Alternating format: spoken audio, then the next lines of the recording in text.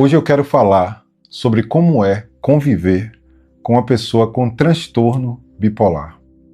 Não apenas sobre o diagnóstico, os sintomas ou o tratamento.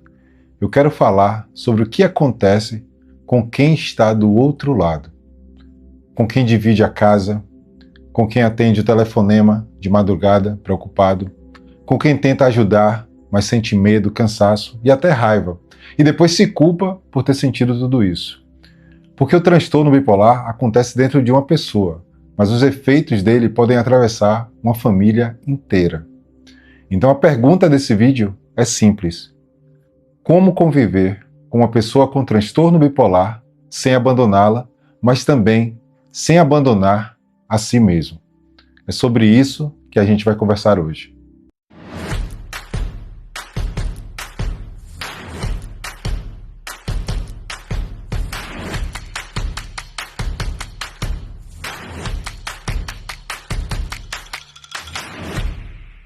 Deixa eu te contar uma coisa. Antes da gente falar sobre a convivência, a gente precisa entender, de maneira simples, o que é o transtorno bipolar. E esta é uma definição básica, bem simples, apenas para que todo mundo consiga acompanhar a conversa. Existe muito mais informação sobre o assunto na internet, inclusive materiais sérios produzidos por instituições de saúde e profissionais especializados. O transtorno bipolar é uma condição de saúde mental que pode provocar alterações intensas de humor, energia, no sono, nos pensamentos e no comportamento. Em alguns períodos, a pessoa pode ficar acelerada, pode dormir pouco, sem sentir cansaço, fala rápido demais, tem muitas ideias ao mesmo tempo, sente uma confiança muito acima do normal e toma decisões impulsivas. Esses períodos podem ter episódios de mania ou de hipomania, dependendo da intensidade e de outras características também.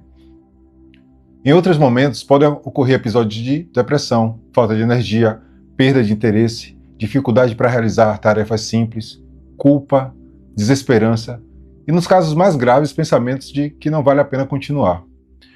Isso não significa mudar de humor a cada 5 minutos. Não é estar feliz pela manhã e triste à noite. Não é ter um dia bom e outro dia ruim. Os episódios podem durar dias ou semanas, apresentar intensidades diferentes e afetar profundamente a vida da pessoa. Também podem existir longos períodos de estabilidade, como se estivesse tudo normal. Cada história é diferente. Por isso esse vídeo aqui não serve para diagnosticar ninguém e não substitui a avaliação de um profissional. O meu objetivo aqui é outro, é compreender melhor o que acontece na convivência com a pessoa que já enfrenta essa condição. E quando a gente entende do que está falando, percebe que essa condição não é tão distante quanto parece. Segundo a OMS, que é a Organização Mundial de Saúde, aproximadamente 37 milhões de pessoas vivem com transtorno bipolar. Isso representa cerca de uma pessoa em cada 200. Quando a gente fala de estatística, pode parecer pouco, né? Mas em uma cidade com 1 milhão de habitantes, seriam aproximadamente 5 mil pessoas. Se a gente pensar num estádio com 50 mil pessoas, seriam cerca de 250 pessoas. E ao redor de cada uma dessas pessoas, podem existir pais, filhos, parceiros, namorados, irmãos, amigos, tentando compreender o que é que está acontecendo. É muita gente vivendo histórias parecidas em silêncio. Porque ainda existe medo, vergonha, preconceito, gente que esconde o diagnóstico para não ser tratada de maneira diferente. Então talvez essa realidade esteja mais perto do que você imagina. Talvez exista alguém passando por isso aí no seu trabalho, no seu grupo de amigos, ou na sua família, ou talvez seja até mesmo você. Mas nenhum número consegue mostrar o que realmente acontece quando o transtorno bipolar entra na rotina de uma casa, de uma família. Imagina comigo, você acorda mais ou menos ali com um barulho às 3 da manhã, você vê que a luz da cozinha está acesa, e lá tem uma pessoa sentada, falando rápido, com os olhos brilhando, cheia de planos e ideias se atropelando. Faz já alguns dias que aquela pessoa não dorme, mas ela não parece que está cansada. Muito pelo contrário, ela parece que está acesa, em alta, como se tudo fosse possível, como se ela tivesse descoberto uma coisa que ninguém mais conseguia enxergar. E aí você está lá parado, olhando para aquela pessoa sem saber exatamente o que fazer. Uma parte de você quer apoiar, quer entrar naquela empolgação, né, e falar para a pessoa, não, vamos nessa, caramba, que legal, vai dar tudo certo. Mas existe uma outra parte de você, uma parte que já viu aquele filme antes. A parte que sabe que aquela energia pode não ser apenas de entusiasmo, que aquela confiança pode estar perdendo o contato com a realidade, que aquela luz ali pode ser o começo de uma tempestade. E que quando ela passar, alguém vai precisar lidar com as consequências daquilo. E talvez essa pessoa seja você. E eu não estou falando sobre isso apenas como alguém que leu artigos ou está dando só uma opinião.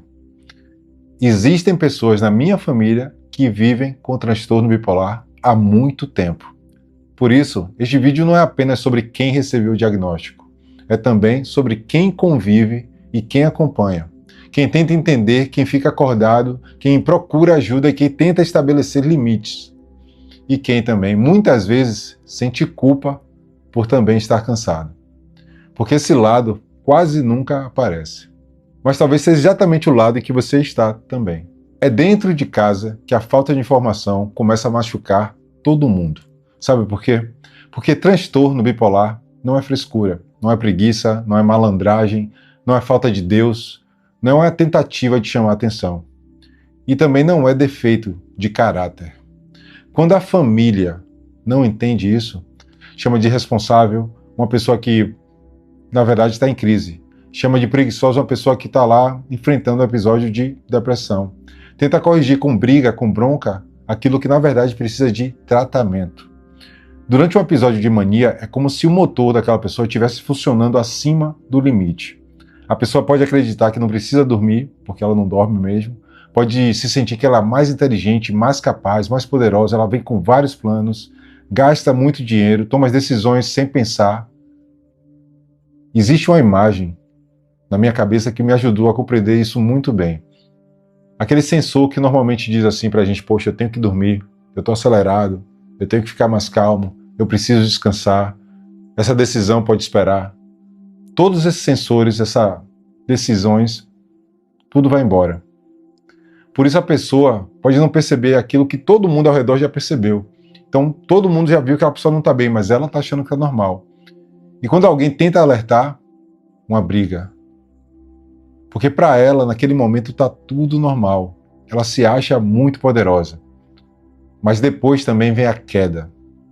A pessoa que queria mudar o mundo e fazer tudo de vez, começa a ficar depressiva, não sai da cama, perde o interesse para fazer as coisas que ela gostava de fazer, sente uma desesperança profunda.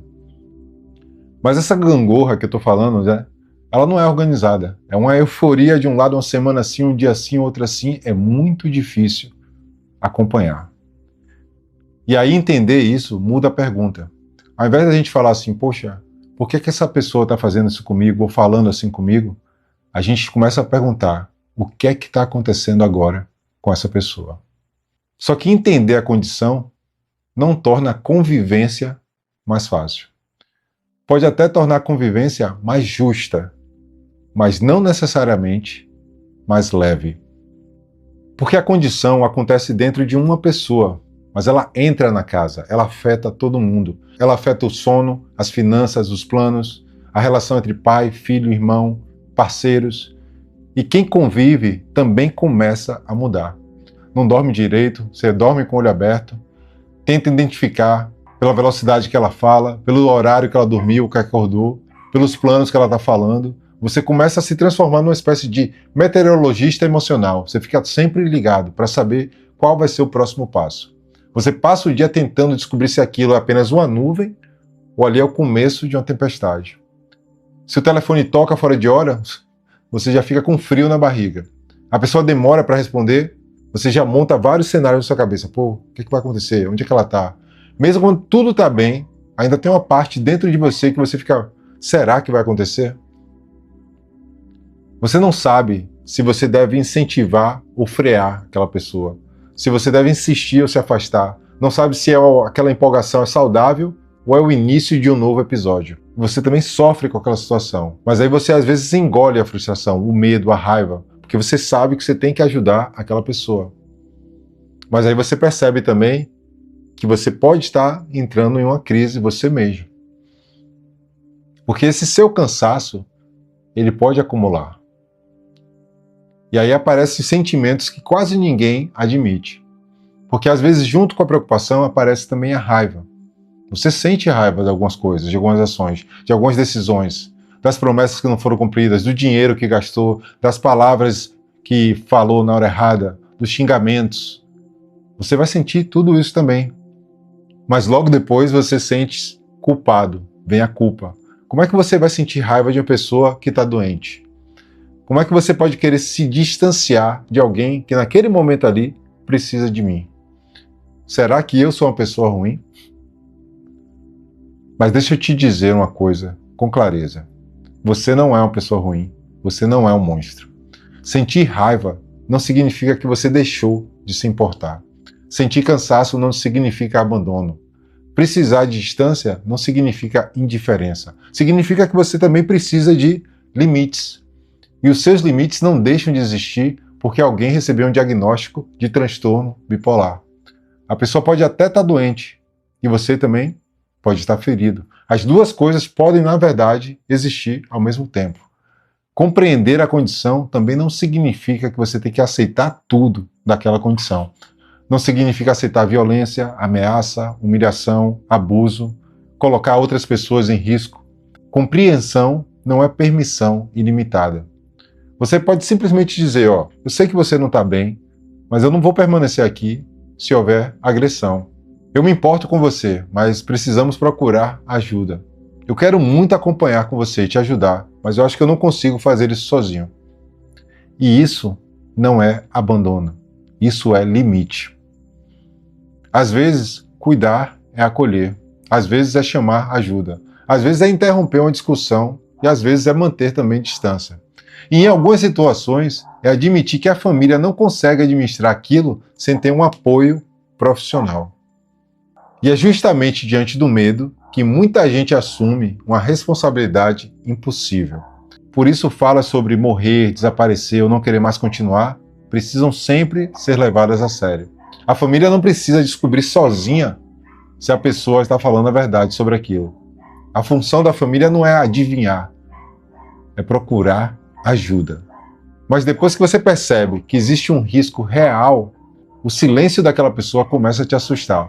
Uma porta trancada te assusta, uma ligação que a pessoa não atende te assusta. E você começa a acreditar que é pessoalmente responsável por manter aquela pessoa viva. Mas ninguém consegue ocupar esse lugar sozinho. Você pode observar, conversar, acompanhar, acionar a rede de apoio e ajudar a pessoa a chegar no tratamento. Mas você não pode se transformar, ao mesmo tempo, em hospital, terapeuta, psiquiatra, vigia e o salvador da pátria. Você não é o tratamento. A presença da família pode acolher, sustentar e incentivar a busca por ajuda. Mas a família não substitui psiquiatra, psicoterapia, acompanhamento contínuo. E quais são os sinais de alerta? Quem deve ser chamado? Qual profissional acompanha? São essas as perguntas que a família tem que saber e tem que acompanhar. O que fazer quando o sono começa a desaparecer? Quando ele fica acordado direto ou ela fica acordada? Quem pode dividir aquela responsabilidade com você? Você não quer controlar aquela pessoa, mas ninguém pode ser responsável pela vida de uma pessoa 24 horas. Você tem que reconhecer que você não é capaz de consertar alguém sozinho. Existe tratamento. Muitas pessoas com transtorno bipolar trabalham, estudam, criam filhos, constroem relacionamentos e têm uma vida significativa. É um cuidado contínuo, mas esse cuidado é conduzido por profissionais, que pode envolver também acompanhamento de médico, terapia, rotina, exercícios, atenção ao sono, tudo isso. Você ter fé na pessoa, o afeto, o exercício, tudo isso é importante, mas não deve substituir o tratamento profissional. Cada coisa precisa ocupar o seu lugar. E para que você consiga continuar presente, existe uma pessoa muito importante também que precisa de cuidado. E essa pessoa é você mesmo. Você não pode adiar a própria vida até que todos os problemas estejam resolvidos. Talvez vai existir períodos, né, melhores, onde a pessoa está estável, mas vai ter períodos difíceis também, de recomeço, de ajuste, e você precisa continuar existindo no meio disso tudo. Ter a sua própria terapia, você tem que ter seus exercícios, seus projetos, você tem que saber conversar com alguém que você confia, ter seus relacionamentos, seus parceiros. Sua vida continua também. Você também tem direito de descansar, de sair, de rir e continuar com sua vida. O segredo é dividir responsabilidades dentro de uma família. Porque quem cuida e nunca se cuida, acaba quebrando também. E aí existem duas pessoas no chão. A pessoa com transtorno bipolar e você também. No fim, conviver sem se perder exige lembrar de duas verdades. A primeira verdade é a seguinte: a pessoa que está com transtorno, ela é maior do que aquele diagnóstico. Ela não é apenas o pior episódio que ela viveu. Não é apenas a decisão impulsiva, o dia que não conseguiu sair da cama, ou as palavras que ela falou durante a crise. Aquela pessoa, ela também tem uma história. Ela tem personalidade, tem talentos, tem sonhos, contradições, tem dignidade. O diagnóstico explica uma parte dela apenas, mas ela não define o que aquela pessoa é.